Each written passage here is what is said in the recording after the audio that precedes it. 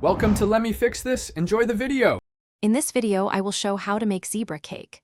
Start by sifting flour, baking powder, and salt into a bowl, then cream butter and sugar until light. Add eggs one at a time, mixing after each addition. Alternate adding dry ingredients and milk, beginning and ending with dry ingredients. Divide batter and flavor one portion with cocoa powder, stirring until smooth.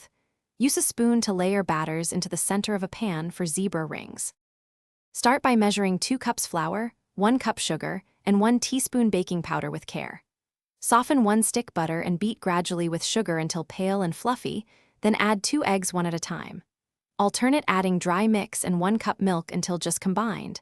Avoid overmixing.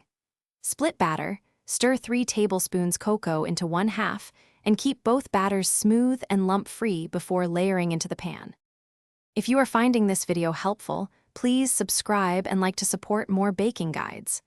Quick recommendation: the new Kindle Paperwhite makes it easy to read recipes anywhere without messy, flowery pages, and it fits comfortably in one hand while you bake. If you want one, check the description for a link and other deals to grab a Kindle Paperwhite. Thanks, and now let's get back to the video. Grease a 9-inch round pan and preheat the oven to 350 degrees F for even baking. Spoon 2 tablespoons of vanilla batter into the center, then add the same amount of chocolate batter in the center of the vanilla, repeating until pans are full. Rotate the pan gently to settle the batter and reduce air pockets. Bake about 30 to 40 minutes, test with a skewer, then cool fully before unmolding and slicing. Thanks for watching. If you found this helpful, don't forget to like and subscribe.